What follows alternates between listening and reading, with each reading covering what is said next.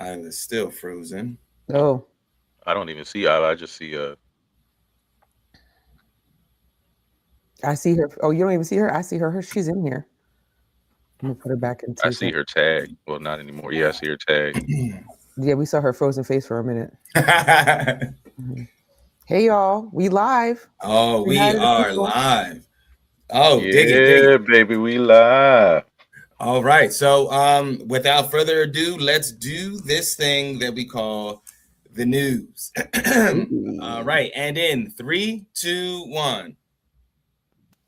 Good morning and happy Monday to you. You're listening to the Morning Experience. I am Marquise Lupton. That is Shizzy Get Busy. Yep. And that is Dr. Kimika Campbell. Hey, Shiz, what's going on, good brother? Happy Monday to you. Hey, happy Monday. We made it through that fast weekend. very disrespectful. And Very this is why disrespectful. Mondays are so hard because the weekend is so fast, and then you get to Monday, and it's like everything just hits you back. You got to start everything all over again. It's But we crazy. here, y'all. Happy Monday. I think that we should do a show on the weekend because I really think that the weekend is really only like 36 hours. It's not really, 48, Absolutely. 72. Like it's a If little that. bit of Sunday, a little bit of Friday, all of Saturday. Be surprised. And not even all of Saturday because you got to do like Saturday duties. So that's Exactly. that's like a whole thing. Dr. K, how you feeling today? I am feeling very rest and relaxed. I had a wonderful weekend in New York City for Oh, PA good. Society weekend. It was really nice. Oh, good. Well, then, I hope that we get a follow up story on that to let us know how things went this You weekend. shall. You Oh, absolutely shall. all right. So, folks, stay tuned for that. So, up first, we got our microwave news, giving you these headlines hot and ready. And our first story comes from Atlanta Black Star and a group of white supremacists who were seen marching through Little Rock, Arkansas, in front of a historic civil rights landmark were only cited with traffic offenses despite local leaders and community members bringing them as a threat to public safety. Police say that 22 individuals reportedly belonging to the Blood Tribe faction of neo Nazis drove from out of state to Arkansas, where they marched in front of the state capitol and Little Rock Central High School, the first school in the city to integrate Black students in 1957, Dr. K. This is quite interesting because there was a veteran in front of the White House yesterday or today who was yelling about how we don't do Nazis here, and he was arrested and cited with public disturbing the peace and inciting violence. So that's interesting. Mm. And when I read this story, this is the first thing I thought of. When are we going to actually deem these groups terroristic organizations in the United States? I'm ready for when we do this. For truly. Yeah, Shiz. 22 people came from out of the state. Don't hold your breath on on them being deemed terrorists. Um, Listen, I may be in the majority, in the minority here, but I feel like this is one of those. This is something small. This is something small. We're talking about 22 people in this place, and I mean, I don't think that it's as big. I think it's something where you look at it and you look at the headline and you look at at what it said, and it kind of pisses you off and it brings something to you. But I don't think it's as major as we're making it out to be. Just me, just me.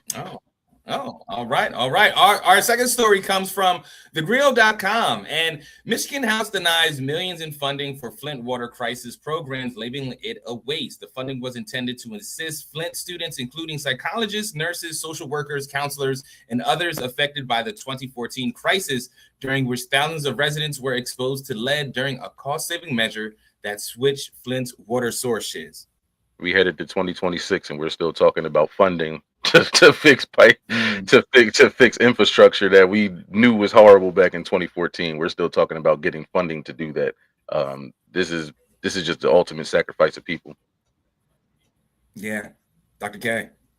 Yeah, this is what I really don't like about these kinds of things because calling it a waste when people are exposed to lead and other contaminants and the water is gross is really kind of like, I don't know, like it's such a slap in the face to a place where a minority of people were affected by that. It's just a waste. It's a waste that they think that way, but it's not a real waste. And I just wish they would see that. Yeah. Yeah, and our final story comes from Atlanta Black Star, and a U.S. Army veteran born in Jamaica, living in U.S. for 50 years, was jailed by ICE after not using a turn signal. Shiz. Now, this is going to be a connective tissue story because we got more with our main story, but your thoughts on this one? It's how it's how America treats veterans. so this is, you look at it as how they treat the citizens and how they treat the people that fight for this country. It's all the same, and it doesn't really matter in the end. It's going to be what somebody's opinion about you is. So we see that doesn't even matter. His valor doesn't matter at all. Yeah, Dr. K. I don't like none of these stories in microwave news because how It's are a we Monday story. really Monday bring us down stories? I mean, not that something's not happening every 5 minutes, every 5 seconds, but really and truly, they have been escalating their violence against veterans, U.S. veterans who may still be like green card holders or whatever. It doesn't make sense. It doesn't make sense, and you are not, quote unquote, making America great again by arresting the people who actually fought and served and fought to defend America. That doesn't make sense. Yeah, folks, as promised, like I said, there is connective tissue with this story because there's more that is happening around the country that is related to this. So yeah, it is the Mondayest Monday that you can Monday on this Monday heading into Christmas and holiday season. So stay with us, folks. This is the Morning Experience. I didn't like that one. I want to do over. I want to do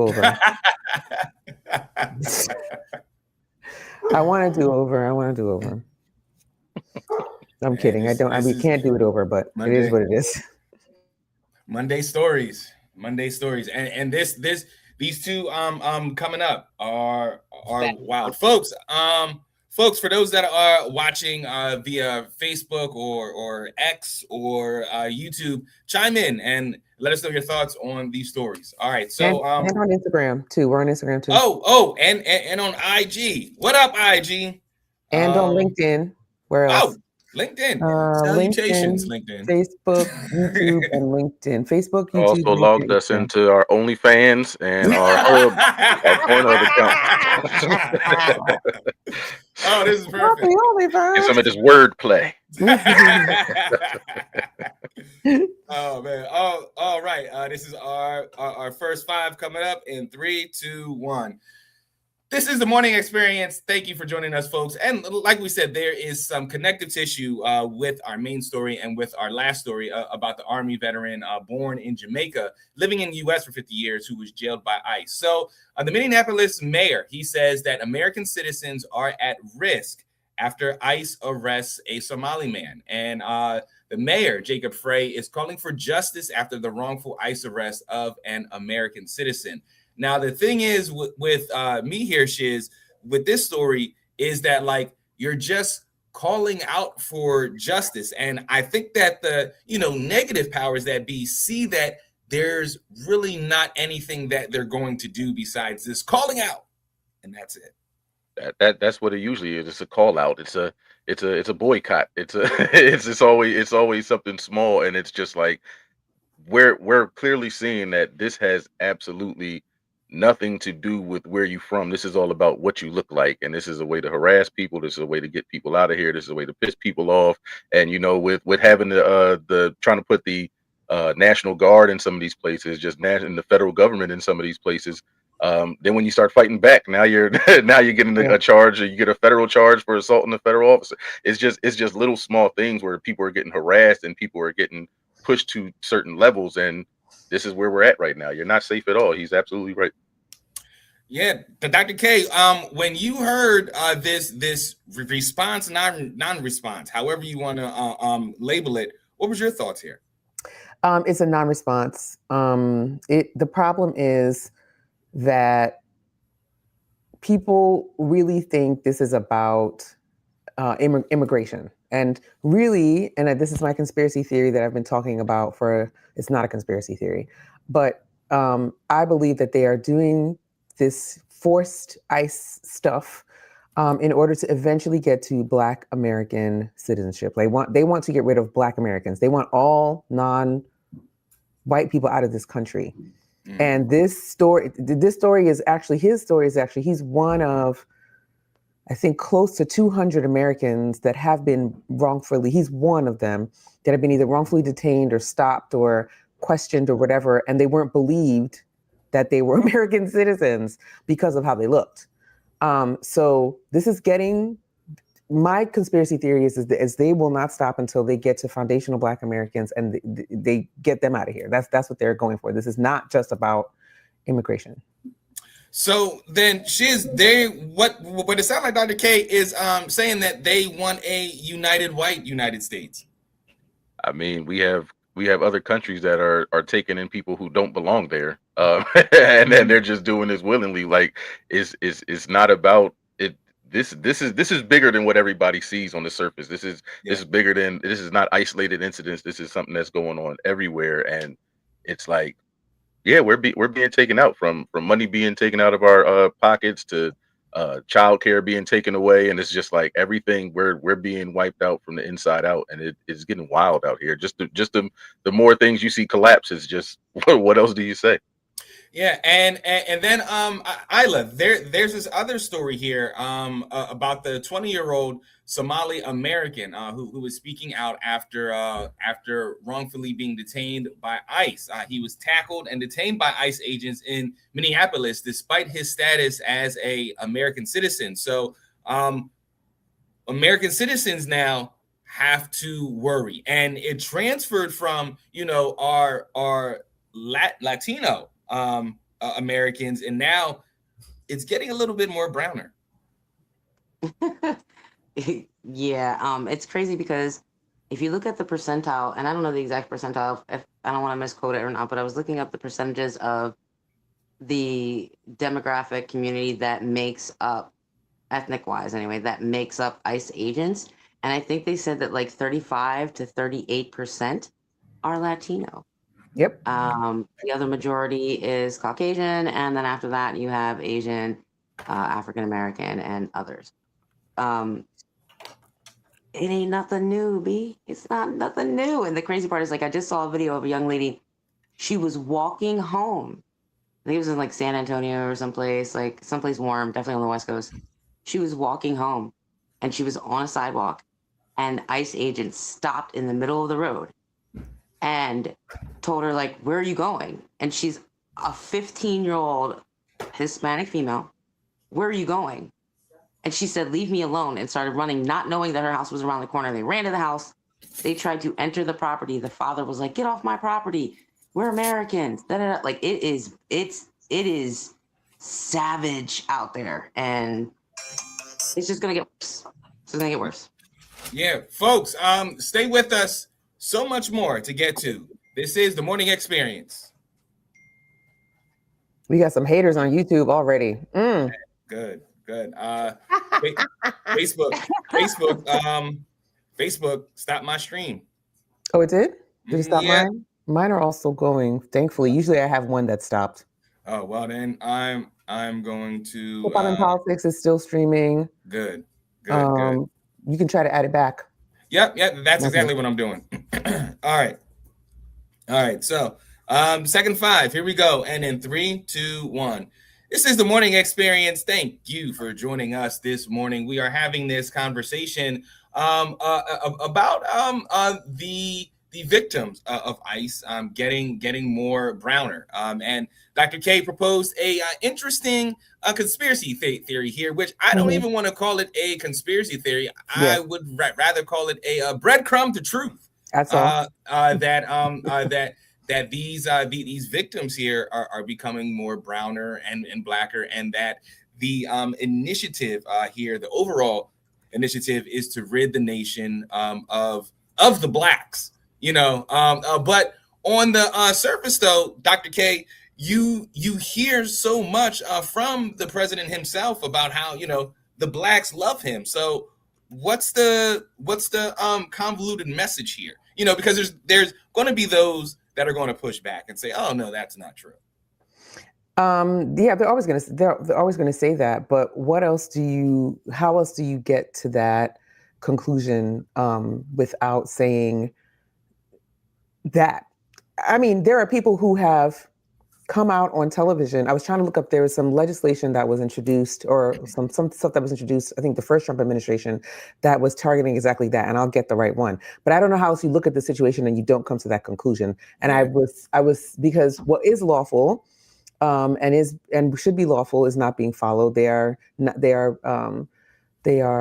what's the word? They are violating people's rights in the way that they are even attacking them and hurting them, and somebody died in custody and was hogtied for hours, a man of Asian descent. So that is when you look at how harsh the tactics are and how people are being attacked, I don't know how you don't get to that conclusion. They're not treating even their own American citizens like American citizens. So I don't know how else. Shiz, they're saying that these are modern day concentration camps. I mean, you for the kickback you're going to get from everybody about the story and where what we're implying and what we're saying. It's like, where do you see or hear about this going on in your Ukrainian type of neighborhoods where you have a lot of Ukrainian immigrants, or you have a lot of South African immigrants, or you don't see this going on anywhere else. This started off, again, it's like you said, it's going from light brown to dark brown. It's just getting darker and darker, and it's not going anywhere else. You're not hearing about this happening anywhere else, and it's almost as if it's targeted at this point, just like with the we're doing bans to Muslims or Afghanistan, and that's just like it's targeted at this point, and it's just like, if you can't see that, then what are you actually looking at?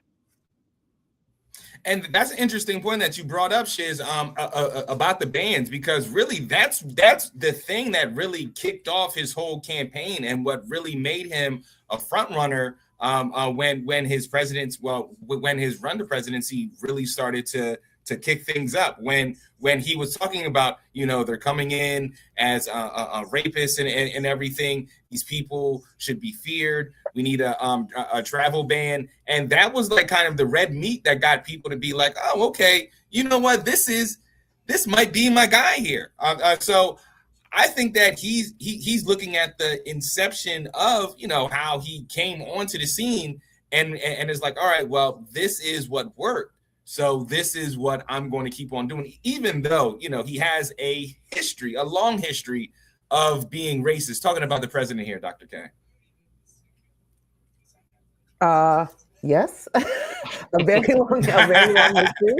I was looking up during the first Trump administration, and this is kind of a little off topic, but I was looking up the case, but they actually tried to invoke some Dred Scott type logic, right, from the 1800s, to talk about how Black and brown folks shouldn't and couldn't be citizens. So I think that's also important. That's like the core of racism in this country. Like, it's the core of racism. Racism is, let us keep dehumanifying you, right? Dehumanizing, that's the word, not dehumidifying. Dehumanizing you, and keep dehumanizing you so we can justify treating you like garbage. And that is what we're seeing going on now. And I also want to say, if we do not hold the line as American citizens, if we don't hold the line as people who pretend and purport to care about other people, there will be nobody left to come for. They will come for American citizens, period. Like that. This is when you pick low-hanging fruit like this, when you harass immigrants, when you harass people who are Black and brown, when you harass them, and you successfully get rid of all of them, who else do you think is left to harass? Right. And real quick, end of the day, my fault. From the time that our show started, I believe around the time when our show first started, it was the ICE agents were just starting to branch out from the border, because they couldn't do anything else at the border, and they started branching out. And we were like, this is going to go bad. And I mean, look, we've been on since June, and look where we're at right now. This is like look where we're at. It's like that trickle down effect is real. I hope people really pay attention to stuff like that. I want to read one of the comments down here from this interesting person who is David Peak 2154, and he asked the question, he's also just rude and nasty, but I thought it was a good question. What does ICE employee demographics got to do with anything? Also cannot type to save his life. But what I think it's remember we were talking about just a minute ago about that. But what does ICE employee demographics got to do with anything? Obviously, a troll writing a bunch of nonsense in the comments, but it's a good question. It is a good because question. I don't think. Yeah, we can talk about it on the other side, but I don't think that we ever brought up the demographics of their employees. Yeah, we said I that don't think that 35% of them were Hispanic, because Isla brought that up a little bit a while ago. So I thought we just raised the question. Yeah, I confirm 30% of graphic ethnic backgrounds of ICE agents are 30% Latino, and that's just throughout the country. But more than 50% of ICE agents that are Border Patrol are Latino. 50%. Very interesting. Are Latino. And that has a lot to do with some things, but we can talk on the other side. Yeah, I am not surprised at that. But we will discuss that. Interesting factor, Isla. This is the Morning Experience. All right, well, let's jump right back into it. This is our first three, and in 3, 2, 1. All right, so Isla, you brought up on that interesting fact that say it again for the audience that is just joining us. You said that 50%. 50% make up. Okay, so throughout the entire country, they say that more than 30% make up the Latino demographic for ethnicity for ICE agents. And it's even larger near the Border Patrol ICE agent population. It's 50% of ICE agents near Border Patrol are Latinos. Yeah. That's an interesting fact. That's an interesting fact. I have my own theories on that. And here's where you can get in trouble with certain things, because not every race is a monolith. So just because a person is Latino, you can't automatically think that, oh, well, they're against immigration or they're for immigration. It's a case by case basis. And I'll tell you this, the Catholic Latinos, they you know what? I don't want to generalize here. So I don't want to get I don't want to generalize here, but I have had some interesting conversations where it's a us and them kind of thing. Same with Black people, how they say, I'm Black, but I'm not N-word Black shit. Two words, house and field. It's house. it applies all over, house and field. I think this is an important conversation about composition because of a couple of things. These jobs pay pretty well, right? They're getting bonuses, and they are courting communities that have real challenges with higher paying jobs. Like, there are a lot of Black ICE officers as well. It pays really well. So that I think is extremely important. And also the other factor I think is important is they're pulling people from the communities that they want to take people from and deport from. So this is important because they're under the false assumption that if you have an ICE officer who is of the community, that somehow this is going to be deportation is going to go better. It's not true. And they also can't find a lot of people to go into the field and do this work. So they're offering these bonuses and offering these things because field work is really difficult work. Like, that's what they call this work, this of actually doing the catching and all this stuff. And it used to be catch and release. Now it's catch and, detain. But these things are very difficult work. And we see how it's playing out across the country. And video after video is Black and Latino agents, doing some really awful things. I never thought that I would live the day where we have like slave catchers, like real slave catchers. So we're going to get to more commentary after this. This is the Morning Experience. All right, final three. You're showing David Peak a lot of love. All right. I really like that question because it really is important to think about. Like, why are 50% of Border Patrol agents on the border Hispanic? That's an important question. And there's lots of theories, but I got some knowledge to drop for you. Y'all gonna be like, what? It kind of, yeah. All right. Well, then I'm gonna throw it. I'm gonna throw it right to you then. In 3, 2, 1. Welcome back to the Morning Experience. So Isla brought up the interesting fact with that 50%, but now you have some more details to lay down as well. Yeah, so the 50% applies specifically to the ICE agent border patrol. The 30% apply to the overall ICE agents nationwide. Now, Marquise, you pose a question of real life slave traders, or what was the word you used? Slave catchers. Slave catchers, right. So the Catcher actual freedmen. term that's commonly used towards oppressors, you think more when somebody calls someone a cracker, you think of Caucasian folks, right?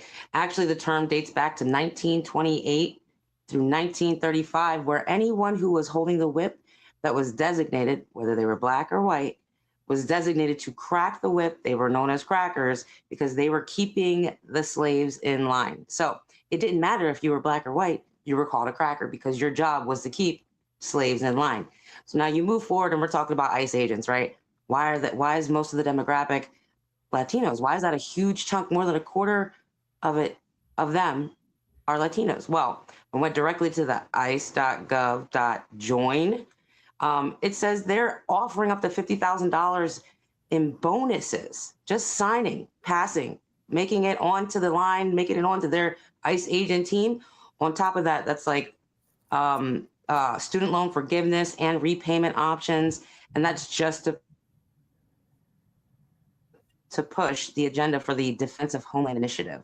So they're offering people from this demographic, Latinos, African Americans, that are considered minority in this country, that come from most likely lower income homes, backgrounds, and or may not be coming from it, but they want student loan forgiveness. School can cost you hundreds of thousands of dollars if you go to prestigious schools. So why not make that initiative as a U.S. citizen to join ICE agents to enforce homeland defense and get your student loans forgiven?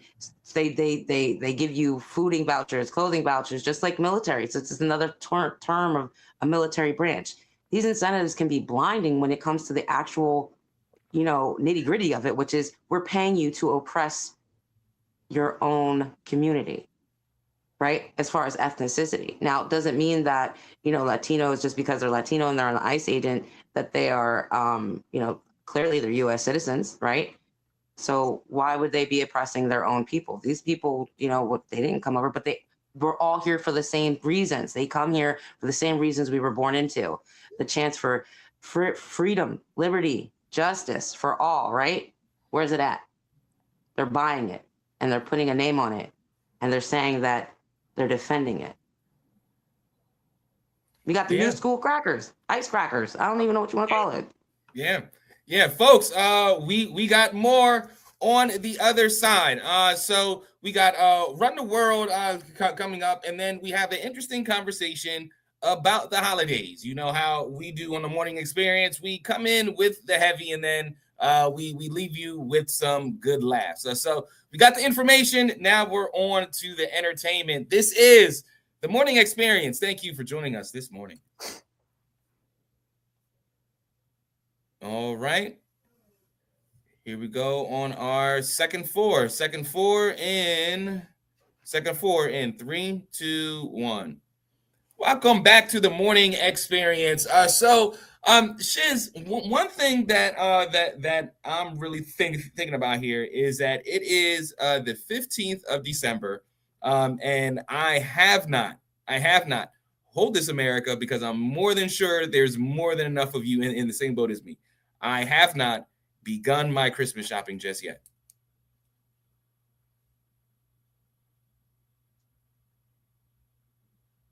I don't know what you said at the end. I don't know what you said at the end, but but I have not gone Christmas shopping, but I will one up you, sir.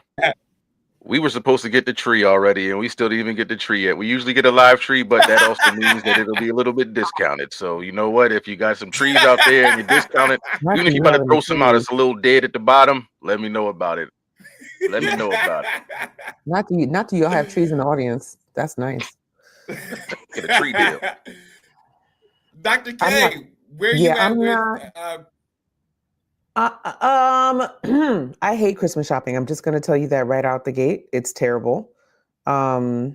Secondly, We are really laxing on the decorations this year, but we did make all of our plans for where we're going to be on Christmas. And I think that is like a first for us. Like by the time November came around, we were already planned.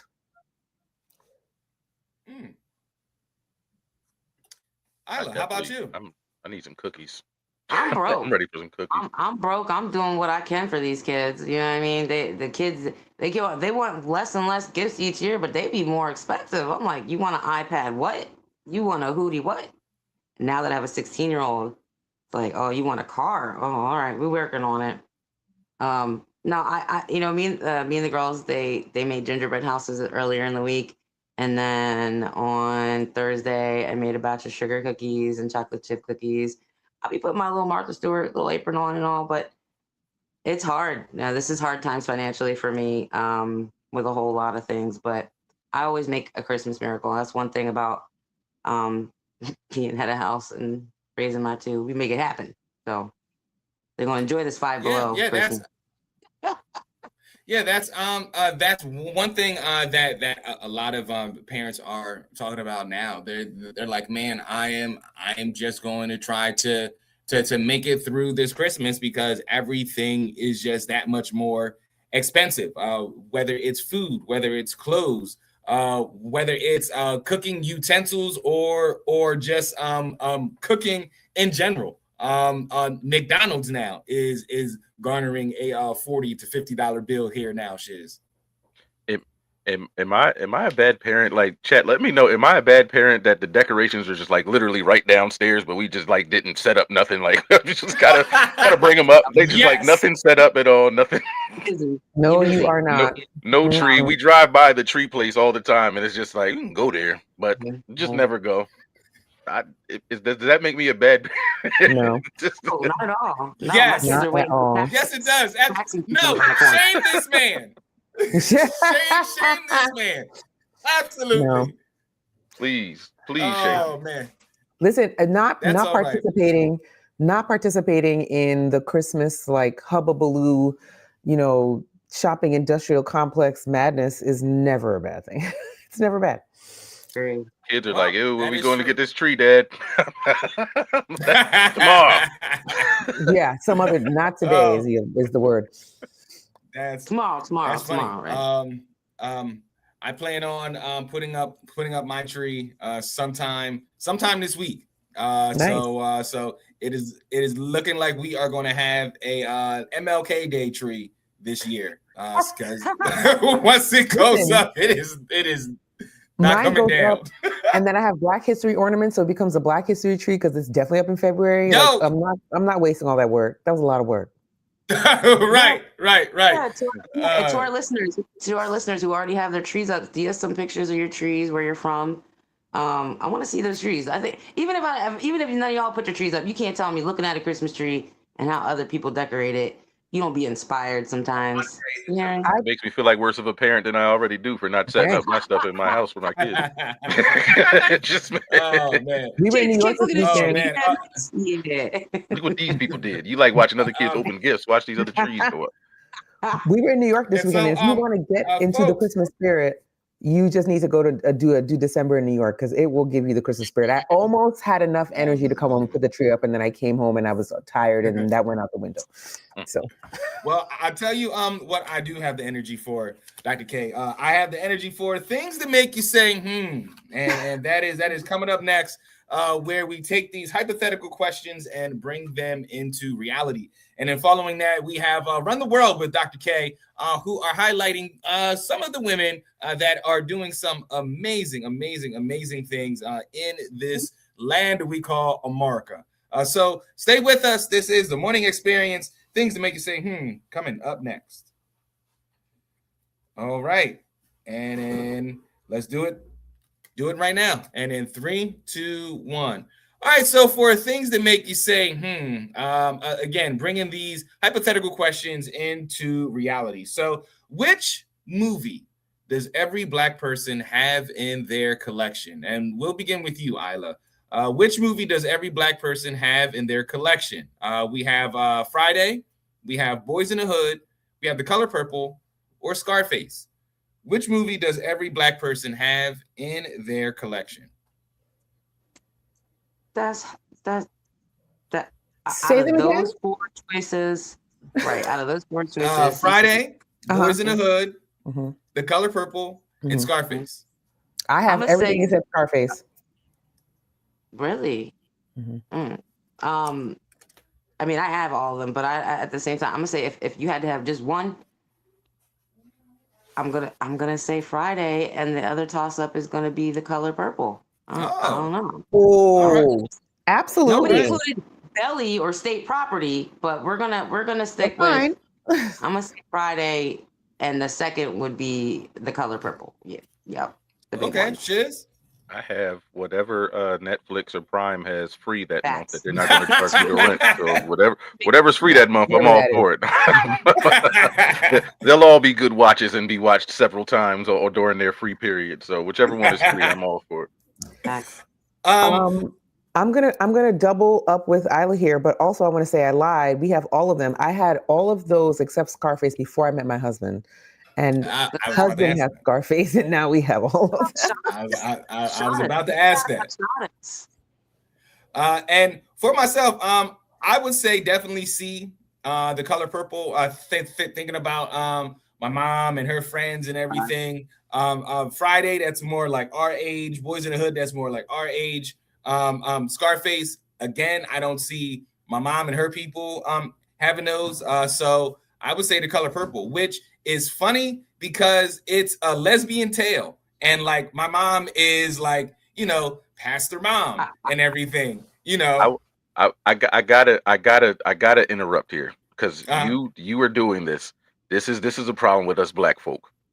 That is not our generation. Boy, we were too young to be watching Boys in the Hood, just like we were too young to be listening to Silk, but we did. That's our parents' generation. That's their people right there. That's why we are how we are today, because we watched that during our. We were some sneaky ass kids who were watching that stuff and flicking back and forth to Nickelodeon when they came in the room. But that's not our generation. 100. That is our parents' generation that we just happened to take over, and we did so much dirt during that time that we claim it as ours too. Facts, sir. That is that. That is facts. that is facts. I cannot deny that. So our next question. Who has the worst edges? Who has the worst edges? Dr. K. Who are you about to get in trouble with? Dr. K, we'll begin with you. Who has the worst edges? Oh my God. Stevie Wonder, Naomi Honey. Campbell, Tamar Braxton, Wow. LeBron James. Well, LeBron James is just missing his whole muffin top back too. So I don't even know why he's on the list. It's not even edges. How does your forehead just keep growing every year? You trying to fool us and make us think it's your hair started back here. No, it didn't. Don't lie. I'm gonna drag Naomi because she was rude. So you can't be rude and don't have no edges. You can't do both. So we're dragging Naomi on that one. You can't be a jerk and have no edges. Like that's crazy. Shiz, where you land on this? Let's just be real. It's Stevie. Stevie been getting them braids so long. You know, when you used to get the micros so much that they started messing your edges up. Stevie been getting them braids so long that his edges are completely gone. Let's call a spade, y'all. Well, my question is, does he know? Isla. Ooh. Absolutely. All right, well, LeBron, he tried to fix it. Yeah, I mean, he tried to fill it in. Yeah, I mean, he's a little smooth. He's got his little Dominican sea wave now. Stevie can't see. Okay, he can't see. He don't know what he don't know. He don't know. You know, and ain't nobody gonna tell him. As a woman, though, I'm gonna say Tamar. Tamar for sure. She knows better.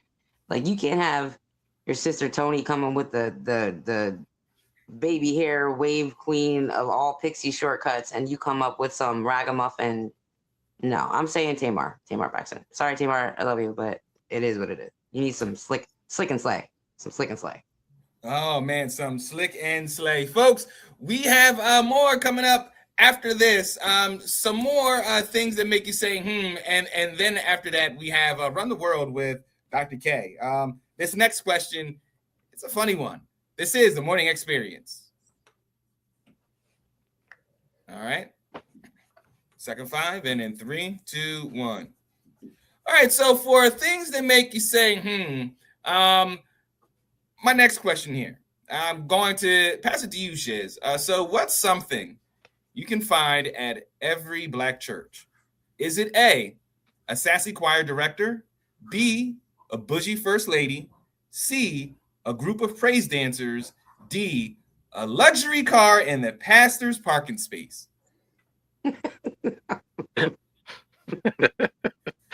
The E, a collection plate every hour on the hour. Make sure that's definitely could be found. Hey, if the choir director ain't sassy, I don't know how good the music selection gonna be. Yo, it's just the fact we got to deal with. It's just the fact we got to deal with. Mm-hmm. Yo, America, that is facts. I'll say my commentary for after you, Dr. K. What's something you can find at every Black church? A sassy choir director, a bougie first lady, a group of praise dancers, a luxury car in the passenger's parking space. So nobody wanted to say the marching ushers. I feel like this was a gimme. Oh, and I feel like they really just botched this question. Who wrote these? I don't want to know. But obviously we're gonna find some marching ushers, and the usher board, the Mother's Usher Board, is going to march on the fourth Sunday, and they're going to collect that offering, and you're going to behave. You're not going to play in their offering plates either. Understand me? Yeah. White gloves and all. Isla, how about yourself? What's something you find at every Black church? A sassy choir director, a bougie first lady, a group of praise dancers, or a luxury car in the pastor's parking space? If I have to choose from them, I'm definitely gonna say the luxury car. I'm definitely gonna say the luxury car. But there ain't nothing for his flock. Like his flock is But but Dr. K was right on point with the ushers. That was actually what I was thinking. What about the ushers? And then I thought about it. We also missed the entitled hat ladies that have to have the biggest hat and block all the new people's vision. And they gotta be the extra one. Hey, baby, how you doing? Tell your mama I said hi. No, that ain't really her daddy. You know what I mean? Like, we forgot about the hat women. You know what I mean? With the elders, I guess, if you want to call them. Yeah. And for my answer, I'm going to say the sassy choir director. And the sassier the choir director, the better the choir, because one thing that 100%. A sassy choir director is not going to have is a bad choir, because the sassy choir director is going to be like, what y'all not finna do is embarrass me. So y'all need to get with it or get out. And you know, the cream Say it again. rises to the top.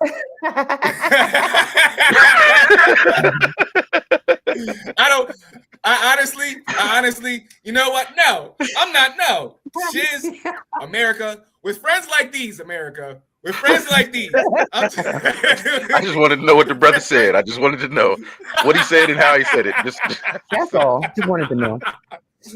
Oh my God. So our final question here, which actually goes with a story that we're going to be doing for Tuesday's show.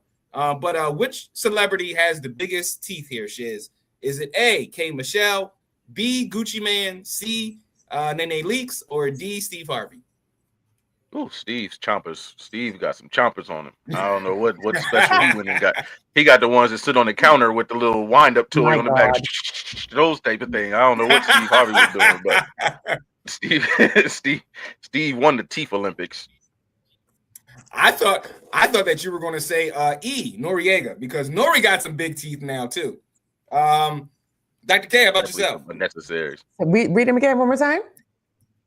A, K. Michelle, B, Gucci Man, C, Nene Leakes, or D, Steve Harvey? It's not Nene. It's not Nene, because Nene has the most perfect body reconstruction process I have ever seen in my life. Her teeth looks great. Her face looks great. Her body looks great. So I don't even know why she's on the list. Not only is it Steve, but I remember at some point, when it was on the Steve Harvey show, I used to have nightmares about his teeth. So it's always going to be Steve. The teeth were terrifying. And they were so big, it just looked so abnormal to me. I'm glad he's not on TV anymore because his teeth were so big. But I also really admire people who try to take care of their teeth and, make their teeth look nice. I'm envious. Mouthpiece. Oh man. So folks, we have Run the World coming up next, where Dr. K takes us on a journey to let us know about the dope women that are doing dope things around this country. This is the Morning Experience. Thank you for joining us. All righty. I should have got some more water because my mouth is dry again, but that's okay. Oh, there's some here. All right, first three. Hold on. Let me get some water. Okay, there we go. All right. Grippers. Oh, now. I thought it was just me who thought his grippers were huge. They're huge. Anyway, so all right, I'm trying to make sure I see you guys on screen and also have my notes up so I can talk to you, which is hard. I need like 2 screens. But anyhow, let me get it up and see you. There we go. I was like, how do I see everybody and have the thing up? There we go. Okay, I am ready, I believe. There we go. Now I can see everyone. Okay. 3, 2, 1. Good morning, good people. You're turned into the Morning Experience with Marquise Lupton, and I'm Dr. Kamika Campbell with Run the World. Every Sunday. Oh, I messed that up. It used to be every Sunday. Now we have them. Now it's Monday, so I should say today we're spotlighting. Okay, never mind. Good morning, good people. You're tuned in to the Morning Experience with Marquise Lupton, and I'm Dr. Kamika Campbell with Run the World. And today we are spotlighting yet another woman reshaping power and redefining leadership across the country.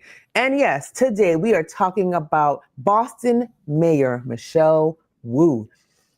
Michelle made history as the first woman and first person of color elected mayor of Boston, one of America's oldest and most politically complex cities. Second, she represents a new generation of city leadership, policy-driven, community-centered, and unafraid to govern instead of perform. Housing, climate resilience, public transit, and cost of living issues are at the center of her agenda. Nationally, she's become a reference point in conversations about what progressive city leadership looks like in the post-pandemic era, praised by some, scrutinized by others, but always part of the debate. Have you guys heard anything about Michelle Wu? Isla, have you heard anything about her work and what she's been doing in the city of Boston? You're on mute.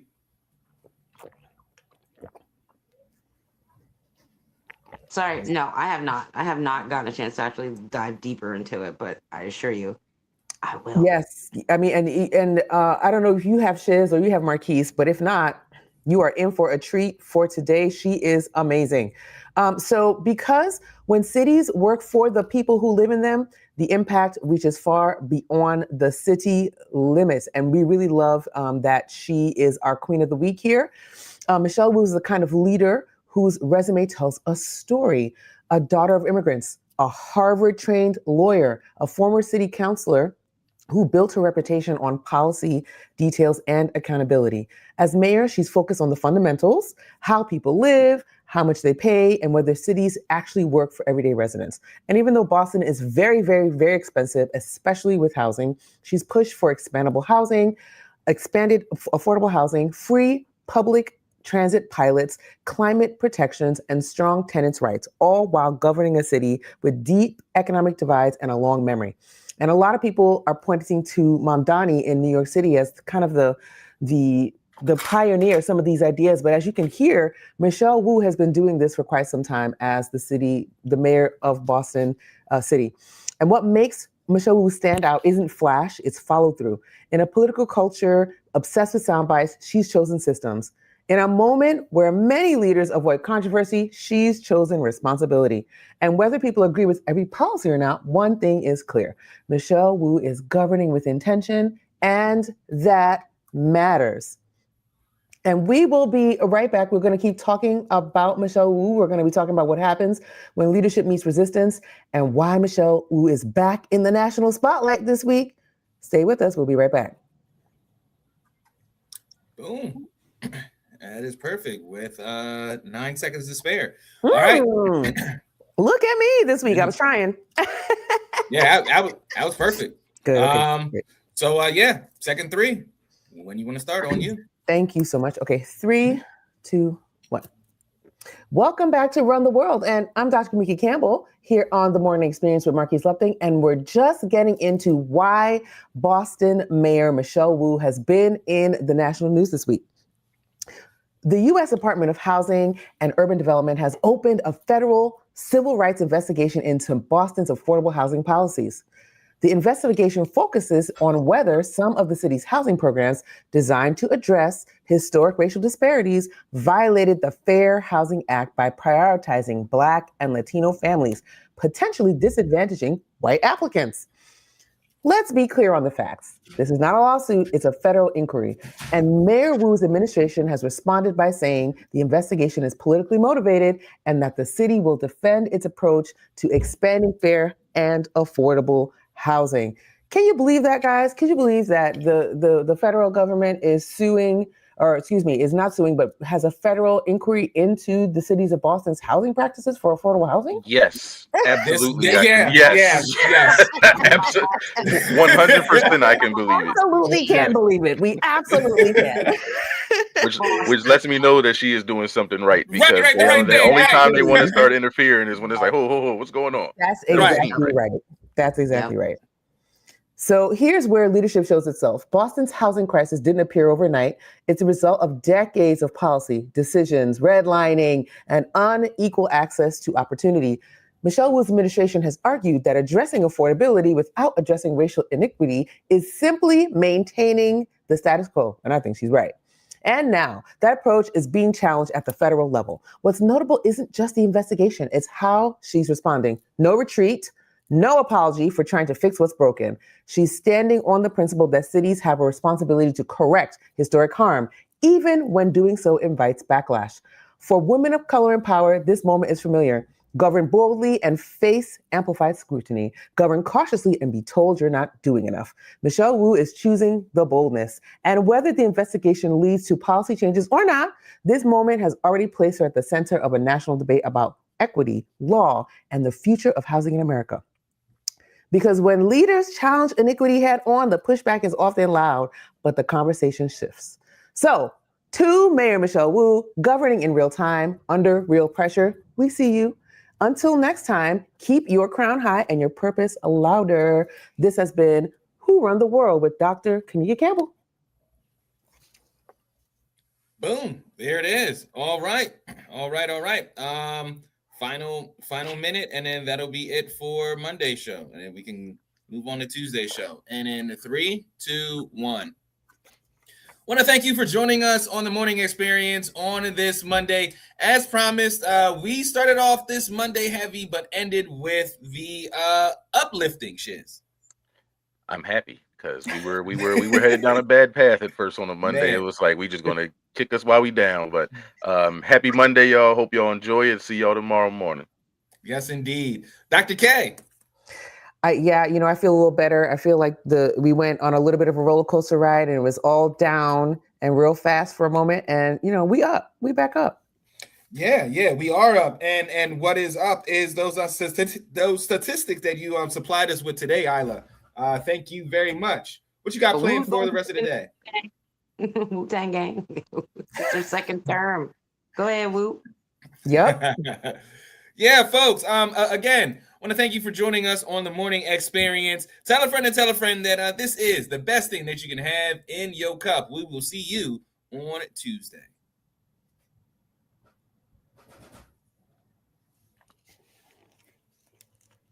All right. Back to the top for Tuesday show. Mm-hmm. All right. Let me exit out of these. Boom. I almost started chanting Wu Tang, Wu Tang, Wu Tang, not to play with. And it's her second term. Like, that's wild. Yes. And Boston, Yep. Boston is so. I've been to Boston when I was a corporate trainer for an optical company, and I did not have a great experience there at all. I was the Yeah. only person of color in the entire hotel. Went to go Yep. get some snacks from, you know what I mean, the little concession area, and there was a weird black plastic bag outside of my room. Now there was a Caucasian couple, and mind you, I'm the only person checking in besides this Caucasian couple that had a dog, and I'm on like the second floor. Normally, when you go to a hotel, they put like people with dogs and pets on the first floor because then they can take their animals outside a little easier. I saw this black bag outside my door. I called down immediately. I was like, I don't know what this is. This needs to be. They ended up changing me into a whole nother room, but it was That's bad. crazy. It was like everybody was staring at me like I was like Boston was real prejudiced, and I couldn't believe that I was experiencing that. I was Boston just is really white too, very, very white. like, Yeah. Yep. Let Kyrie tell it. That was one of his worst basketball experiences, living and playing in Boston. Wow. All right. Let's jump into this Tuesday show. All right. Here we go. And in 3, 2, 1. Good morning and happy Tuesday to you. You're listening to the Morning Experience. I am Marquise Lupton. That is Shizzy Get Busy. That is Dr. Kamika Campbell. And we have our producer, Isla, with us today as well. Shiz, what's going on, good brother? How you feeling? Hey, happy Tuesday. We made it through Monday. That's all we can ask for at this point. we made it through a Monday. So let's get this Tuesday going. Yes, let's get this party started. Dr. K, good morning. Good morning. Good morning. We're up. We're here. We're at 'em. It's the day after Monday. It's what I'm getting a little more energy. We're getting there. We're getting there. Yeah. It's the build up. Isla, Monday Junior is what you like to call today, right? Yeah. Monday was for momentum and Tuesdays for tequila. Amen. Yeah. You got this, y'all. Friday's around the corner. Unless you work weekends. Yeah. I love it.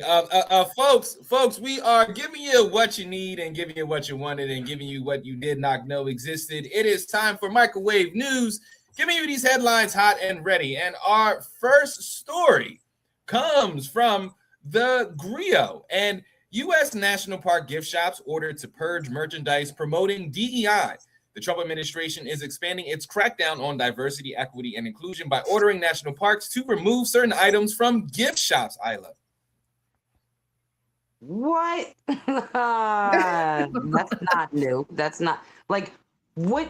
And this is what I'm definitely looking more into this. So what do they consider DEI merchandise? So what is it, like a little Kwanzaa doll? Are they gonna, like menorahs? Like what do they sell on that is so controversial that they need to purge and remove it? Is he running out of funds for his ballroom or something? Like, what's going on?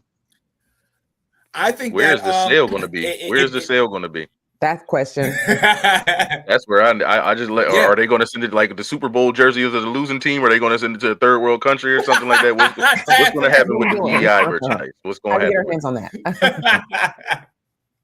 Yeah. Because I want all of the MLK and Malcolm X bobbleheads.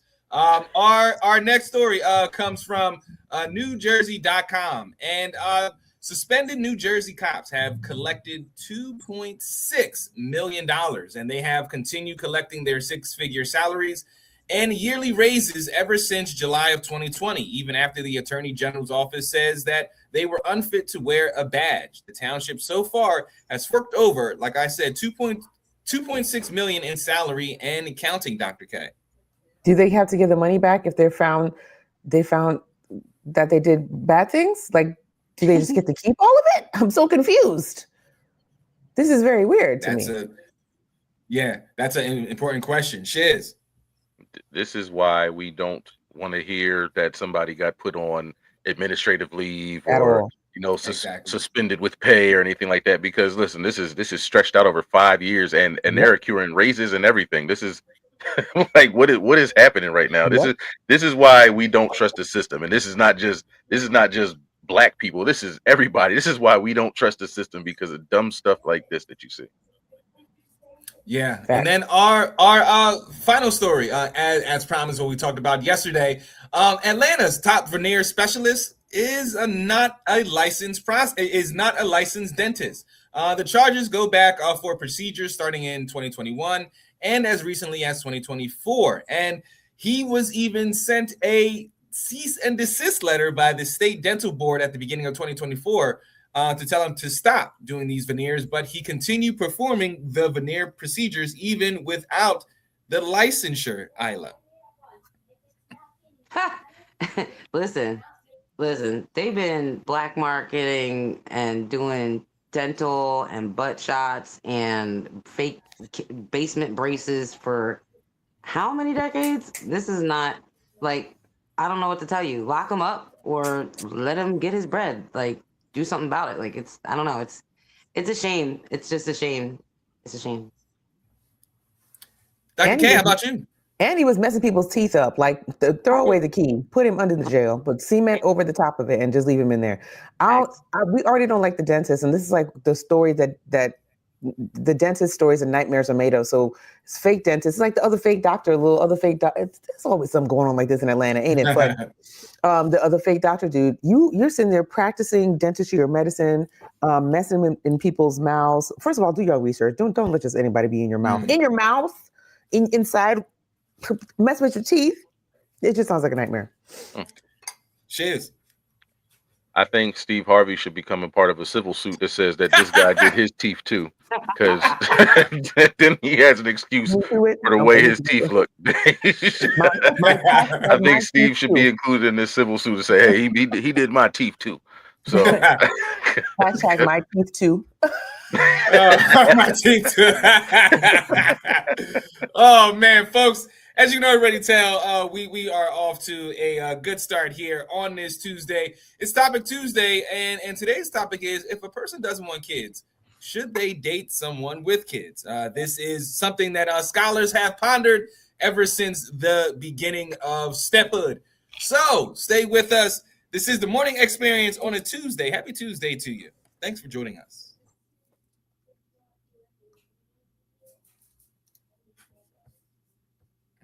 Hold on.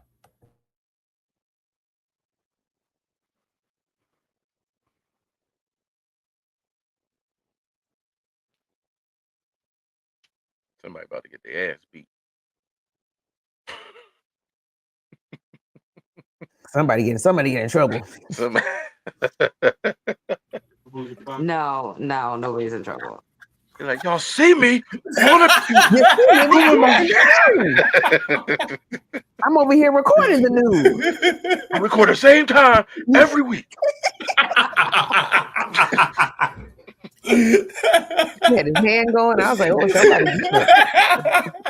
Oh.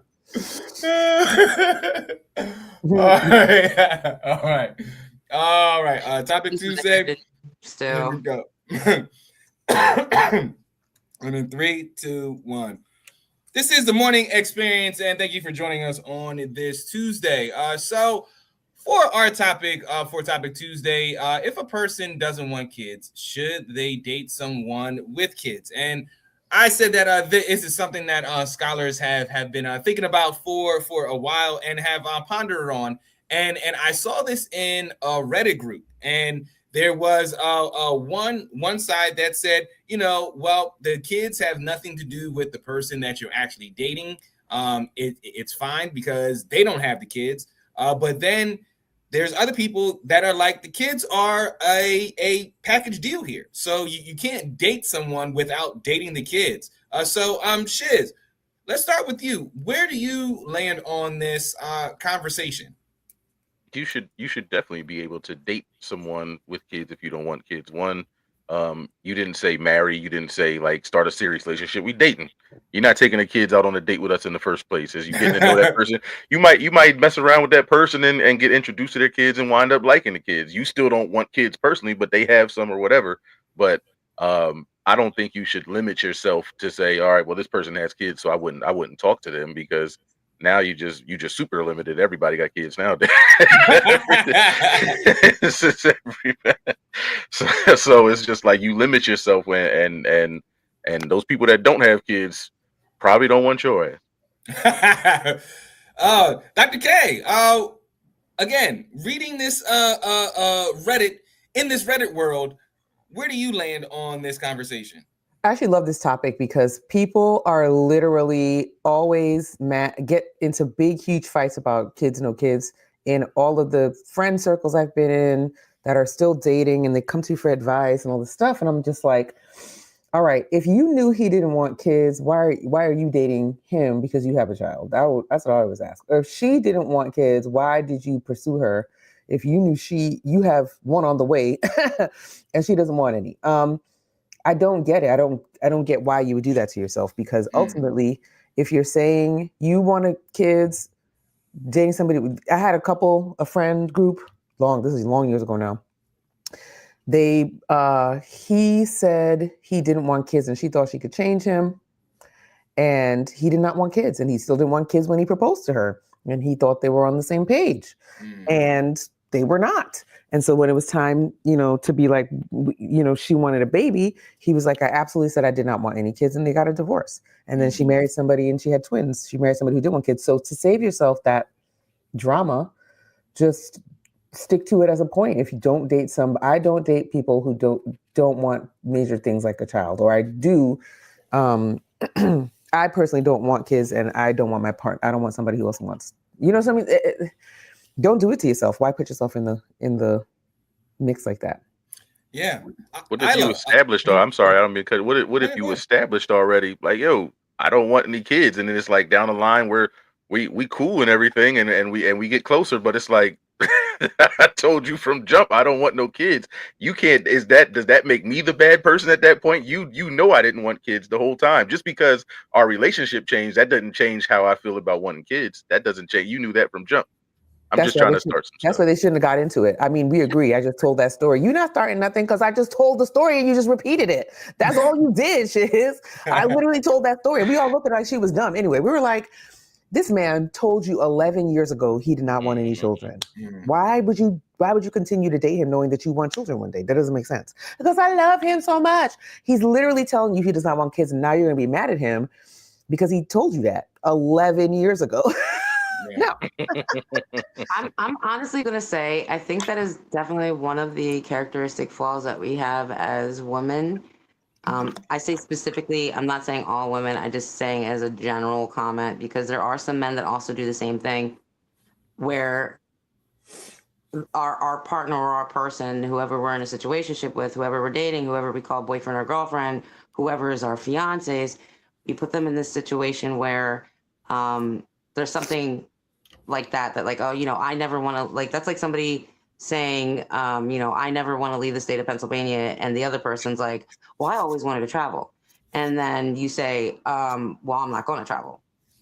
Are you still going to like go through with marrying that person and committing a life? Because it's about compromise, it's about communication, it's about, encouraging each other and having your other half. If your other half doesn't agree with that, or that's like, it's like so many single married moms that we see, I just think it's stupid. You're wasting your time. You can't change him or her. Let it go, end it. And I think that's when we start doing that whole, what is it, like comfort bonding? It's not trauma bonding, but it's like where you're so comfortable, you're content, you become stagnant, and then later when the water starts running, you're trying to change the flow. No, you guys said you didn't want to have kids. That's where you should stand on. Now you want to get a divorce because you want kids and the other person doesn't. Oh well, so sad, too bad. Find your people, move on. We're adults. We're grown. I'm gonna bring up another scenario after this break. Stay with us. All right. Second two, and then three. Second 5 and 3, 2, 1. All right, so we're having this conversation about dating and kids, and I went down this Reddit rabbit hole. In one of the comments, this person talks about they have 2 kids, and how their new girlfriend does not want kids and is not interested in having kids. And his ex-wife finds that to be odd that he would want to date somebody like that, even though he has 2 kids. And she thinks that they shouldn't be dating. So, Shiz, where do you land on this? I think she should mind her damn business. I- I think we can start there. I think we're all in agreement there. I think the general consensus of the show is that she should mind her damn business.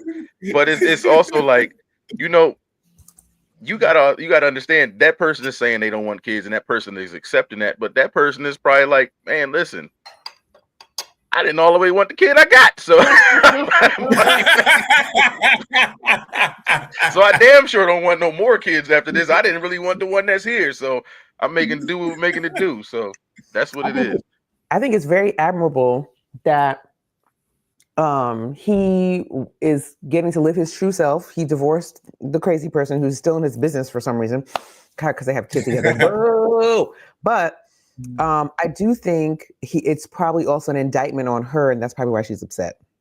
She is upset that he doesn't want more kids, because that means that, one, he may not have wanted those kids, and also he probably is like, she doesn't want any kids, I don't want any more. Kids are already expensive. To raise a child in this country is $1 million by the time they turn 21. So yeah, she's probably taking that as an indictment on her that he doesn't want more children.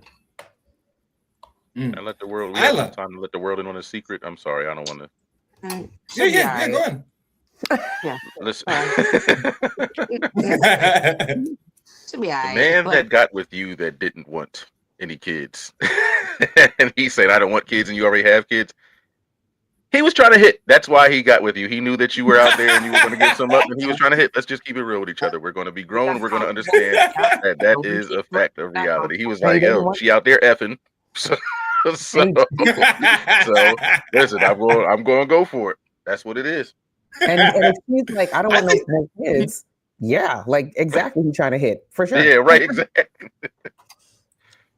I mean, as I'm reading it, I'm like, you know what? I don't think that he's wrong here, but also interesting point, interesting caveat here. I'm like, I don't think that the wife or the ex-wife is completely off here, because I mean, she's still tethered to this man, to the ex-husband, because of the kids and everything like that. And you know what? There might be a concern that, all right, well, this woman is in my kid's life because she is involved with my ex-husband, their father. So if she doesn't have kids, if she doesn't want kids, does that mean that, you know, my kids could potentially be in any kind of danger? You know, so that's where my mind went. Like, you know, maybe she's thinking like, all right, well, maybe her lack of care could extend to, you know, the care for my children's well-being here, Shiz. That's why she need to mind her damn business. That's why, because your mind is just wandering at this point. It's just like, well, she doesn't want any kids, so will she not care about my kids? Like, no, I don't want no kid. I might have saw somebody have kids, and I'm scared of the pain. I don't want them. I just don't want kids. That don't mean that I don't want your kids to exist. Like, I just don't want under my own. Right. Mind your damn business. Oh. That's a good point. Dr. K made your faces. Because so what? Your kid's not gonna be in any danger. This lady don't want your kids, probably don't want to be around your kids, and she is not required to take care of your kids in any capacity. So what danger could they possibly be around if this woman does not, I mean, you know what I'm saying? Like, what kind of danger would it be that she's not gonna care for them? So don't put your kids around somebody who don't want no kids.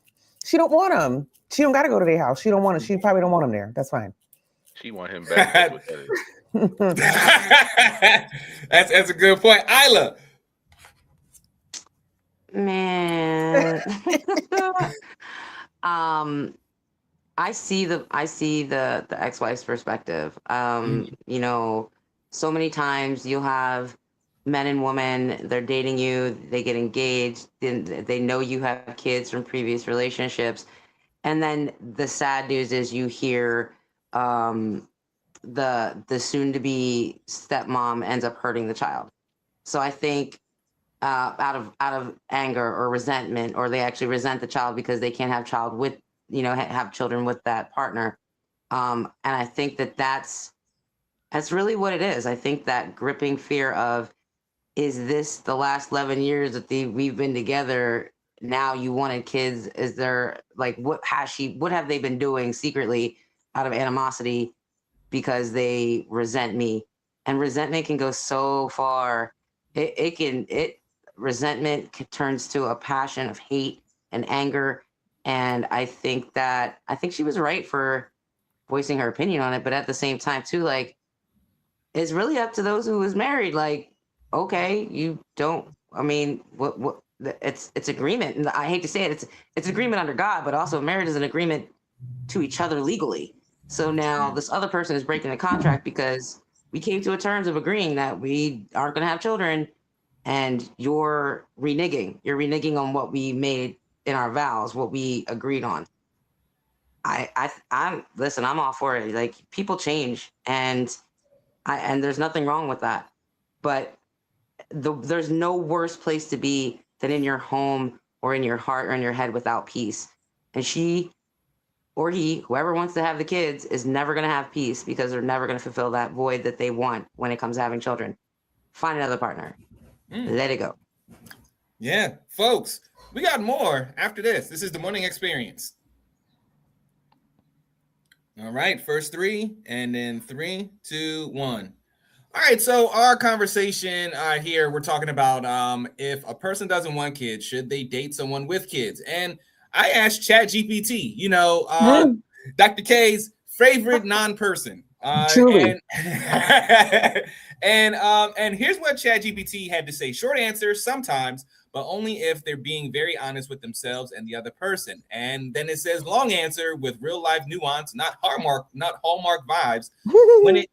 When it can work. A person who doesn't want kids might successfully date someone with kids if they're okay never being the priority. They don't mind their partner's time, money, and emotional energy being kid-centered. They're comfortable with a role that's adjacent to parenting, even if they're not parenting. And they've thought past the honeymoon phase and can imagine school schedules, sick days, ex-partners, teen attitudes, and adult kids who still need help at 27. So even with this person, not wanting kids, they're very still much, wanting to be or just placed in this world surrounded by kids, Dr. K. So even if they don't want kids, they're open to the fact of having kids in their world, I guess. Right. And I think people have these really bad presuppositions about people who say they don't want kids. They think that means they hate children. That's not what it means. Right. It could, especially for a person who, potentially has the ability to have children. It is a life-altering endeavor, and your body gets put through it. And there are a lot of people who just don't want to go through that. They don't want to go through any of that. Being pregnant is a health risk in this country. It's a huge one. And we don't take those things into consideration. So people say, I don't want children. It's automatically look like, oh, you must hate kids and want to hurt them. Like, that's way too big of a jump. I mean, there are real life consequences of having kids for the person who has to birth, parturition and carrying. Both of those things carry some of the most intense risks in this country, and people just look at it like, oh, well, we just don't like kids. No, what if I just don't like the country that doesn't take care of pregnant people? What if I don't like that? Yeah, Shiz, do we demonize these people too fast? Let's just go back to where the question started. Like, this question was started by a hater. This is like, let's be real. This is a hating question, because as we're talking, I'm sitting here thinking, I'm like, nobody just comes out and says, like, when like if your ex comes over, your baby mom, baby dad come by, and the new person dating, like, do they have any kids? Nobody says, nah, they don't want any kids. It's no. That's it. You done dug deep into, like, so how y'all pillow talking or something is going on for you to be all up extra in their business like this. Like, in their business. This is a very evasive question. Because it's coming from a hater. This is coming from a hater's perspective. But no, it's, again, like Dr. K said, like I said earlier, it's just like, you just don't you don't want to have kids. It doesn't mean you don't want to be responsible or be anything like that. You don't want to personally carry and go through the active labor of having kids. You may not want that. You may be traumatized or something. You maybe can't. You may be just like, hey, I saw it and it's not for me. But people just, like you said, they get demonized for this for nothing. It's like, I don't think that it's that big of a deal. I think it's something that we're just making something more out of it than it actually is. My husband's cousin told me that I was so selfish for not having children. I remember this conversation. He said, "You're just selfish." And I was like, so I'm selfish for not birthing kids out into the world and just not taking care of them? Interesting, because that was his profile. That's what he does. That'd be the first people to say something. Right. Oh, folks, this is the Morning Experience. We got one more segment after this, and then we are moving on with the program. We, of course, are going to hit on what happened with Sharon Moore. And then we have a new segment called Questions. What is that? Well, stay with us. And then also we have our new Tuesday sensation that is hitting the nation. Look at this. So stay with us. This is the Morning Experience. Somebody come look at this. That's like the new term, tenderism. Oh, right. Tenderism. That's my guy. Unk is my guy. All right. This is our final three, right? Yep. Final three. All right. And in 3, 2, 1. Welcome back to the Morning Experience. So we are wrapping up this conversation about if a person doesn't want kids, should they date someone? Now, Shiz brought up a interesting, I'm gonna call it factual point, because reading it did err on the side of haterade. But Isla also brought up an interesting caveat as well about wanting certain people around your kids and having that worry and having that comfort here. So Isla, where do we rest on this conversation? Should this woman just should this person just mind her business? Or should we side on the side of caution here? Well, the question is, if a person doesn't want kids, should they date someone with kids? I say yes, if that's what they want. I mean, that's like somebody saying, I want a pet, but I don't want a pet. And I'm not comparing kids to pets. Please don't get that confused. But like, you understand the responsibility of having a puppy or a child. You know what I mean? Like, the responsibility is there. You have another human being as a child. You have their emotions to take into factor, their development, their resistance to you incorporating yourself into their life. But I think there's a lot of things to say. But I think when two people love each other enough to want to be a part of a blended family, knowing that you're not going to have your own child. Again, Dr. K brings up all of the medical things. I never wanted kids. And it wasn't until I experienced my first actual miscarriage of twin boys that I realized, even afterwards, I was like, I don't want kids. I never want kids. And I had to come to the terms of like, maybe I'll never be able to have kids. That is a hard reckoning for a woman. And it could be a hard reckoning for a man too, when they realize that they might be infertile or have infertility issues. So to come to that point and say, I love you so much that my love extends to your children, that we don't need to even have our own children because of either, the physical or mental detriment that you experience during all those chemical changes, or you just don't. Does not mean that they are not capable of loving and fully being a part of that child's upbringing and loving their spouse just as if they did have children. Like, it's, you get what you got to put the work in. And if they want to put the work in, go ahead and do it. But don't half-ass it. Don't come up in there talking about, you want to eat the last fruit snacks and Capri Suns, and every week you do the same thing. Like, don't do that to the kids either. Like, you're not my mom, and then you're yelling back, I know, don't. It can't be a toxic thing. It has to be for growth. You have to genuinely, it's a lot of work. But there ain't nothing wrong with it. Love is love. So a lot of work. If you love somebody else's kids, big out to you. Right. A lot of work indeed. Folks, Again, jam-packed show, as you know. We got the second half of our show coming up. We have our Sharon Moore conversation coming up next. Stay with us. It's going to be a colorful one. This is the Morning Experience. All right. Now let's have this interesting conversation about black men losing millions. All right. And in 3, 2, 1. This is the Morning Experience. I want to welcome you back. If you happen to miss this show or any other show on the Morning Experience, because we be cooking. Or if you missed any of the Shizzy Get Busy top 10s, Shiz, where can the good folks go? Where can they do? Well, I mean, what can they do? Where can they go? They can also check us out if they missed any of Run the World, or if they've missed any of the Grown Man Chronicles. They can check us out on Spotify, Apple Podcasts, and iHeartRadio. The Morning Experience.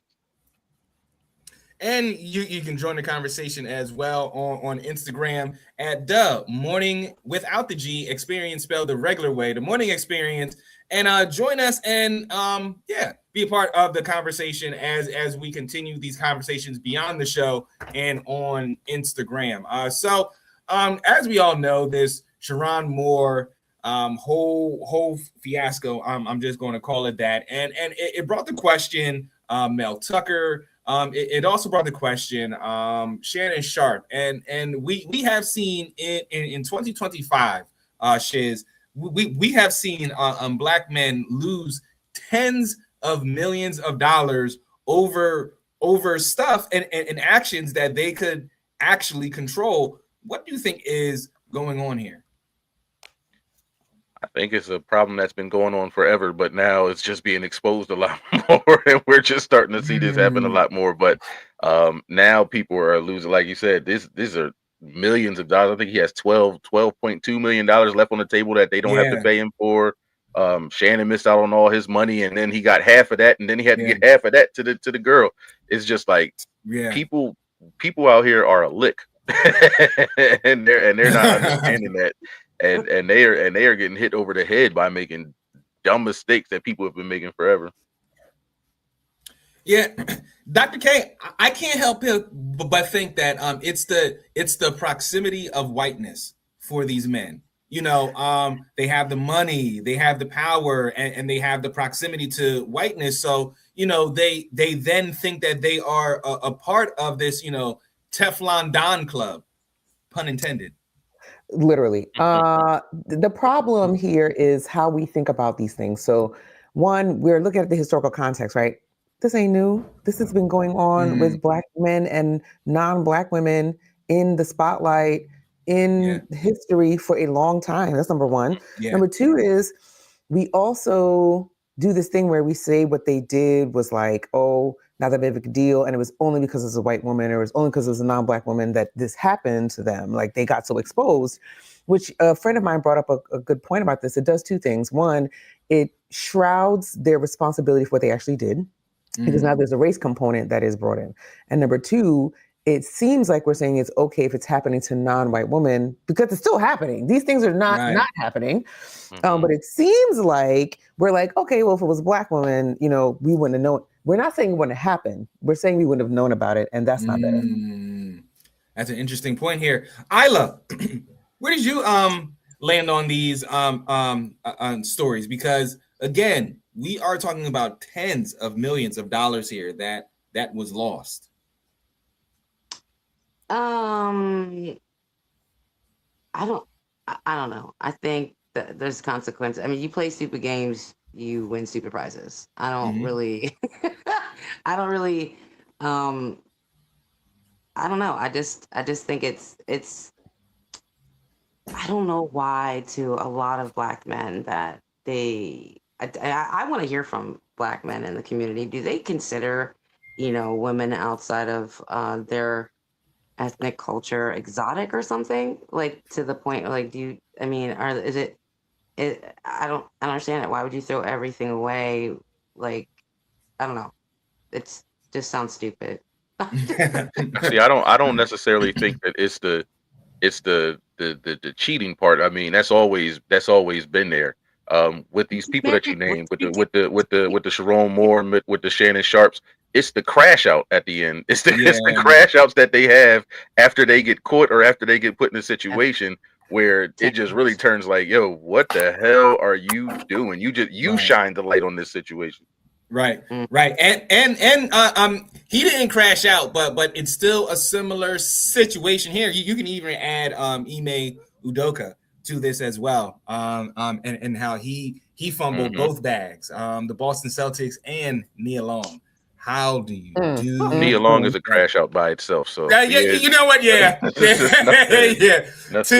tis true. Folks, we have questions coming up next, and then after that we have look at this, where we look at some videos across the internet and have ourselves a good old time. This is the Morning Experience on a Tuesday. Thank you for joining us. Okay, right. I have to ask. We are talking about the Michigan football coach, right? Yep. All right. Okay. Because I had so much more, and I was like, I didn't get a chance to read up on all of the information, but like, he has a wife and kids. Like, crashed out on your mistress. What? Yeah. He started off on his wife.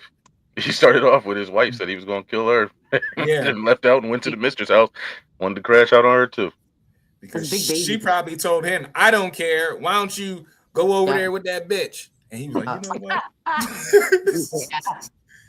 Yeah. Facts. But like, how you gonna? Oh, that's just weird. That's just weird. It's giving weird. It's weird. And he lost all. He could have. They said that he could have lost every football game for the next 3 years and still would have got that $13 million. That is man. All right. Our first five here. We have questions. All right, and in 3, 2, 1.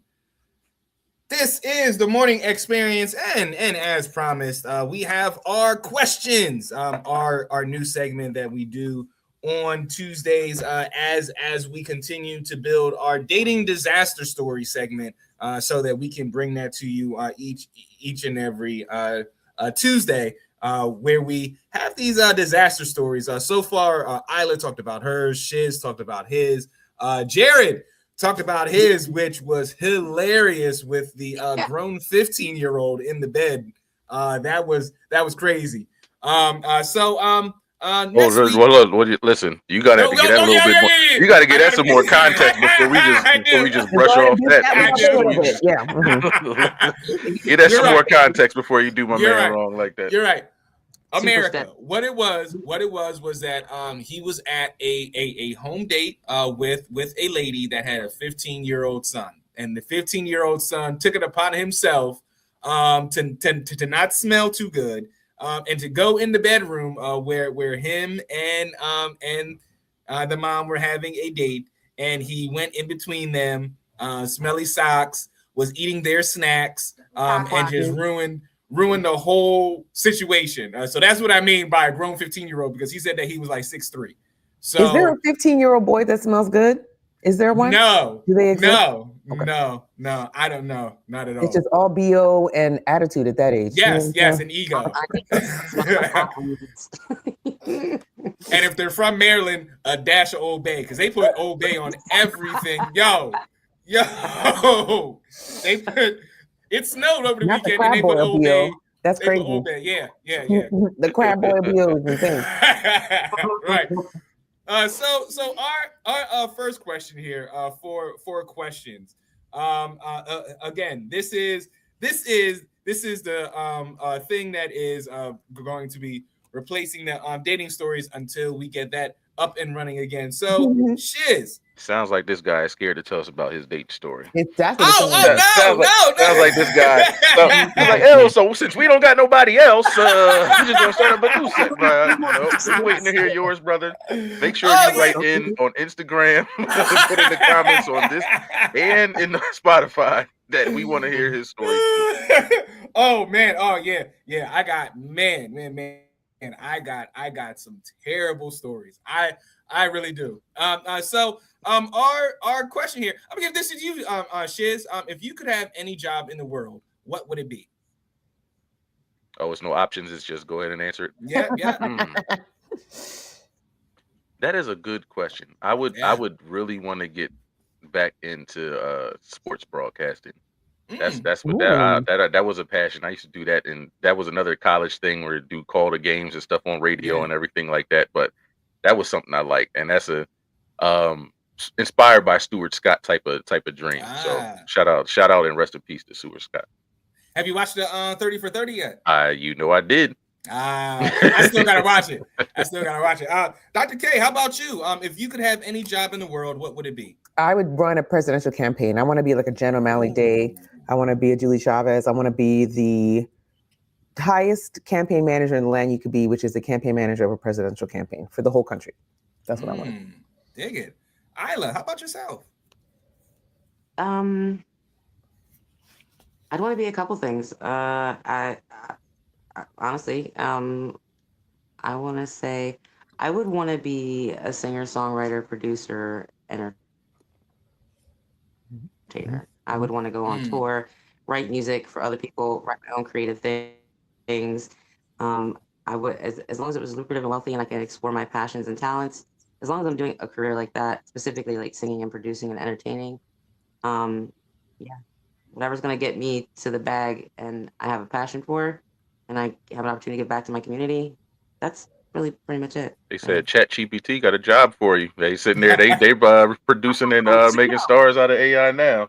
You can use your phone right up on there. If that's what you're trying to. Listen, you heard it first on the Morning Experience with Marquise Lumpton. I'm going to create an original song using Suno. Okay, we talked about this at one of our former stories, and I'm going to post it, and y'all tell me if it's trash, and we're going to go from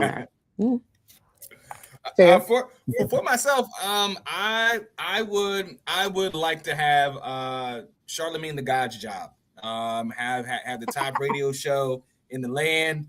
Have a guest spot on the Daily Show. Like that is like Right. my thing.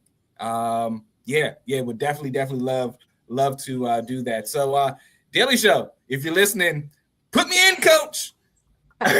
Put me in. Folks, we got some more questions after this. This next one is pretty interesting. This is the Morning Experience.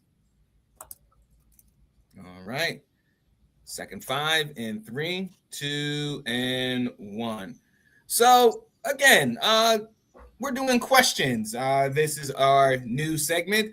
So Shiz, I'm going to toss this to you, and then Isla, you'll be next so that you can think about this. To add more adventure to, you know what? No, we're not going to do that. Who is your celebrity crush?